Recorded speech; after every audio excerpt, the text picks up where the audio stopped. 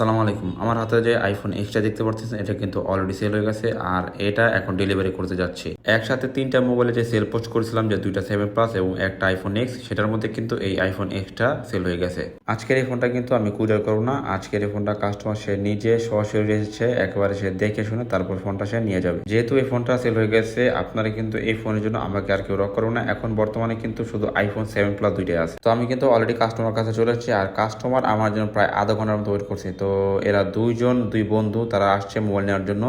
একজন একটু আইফোন সম্পর্কে ভালো বোঝে, তার জন্য তাকে নিয়ে আসছে তার সাথে বন্ধু। ফোনটা যে কিনবে সে একটু আইফোন সম্পর্কে কম বুঝে, এই জন্য সে তার বন্ধুকে সাথে করে নিয়ে আসছে। আর তার বন্ধু আইফোন সম্পর্কে একটু ভালো বুঝে, আইফোন ইউজ করছে।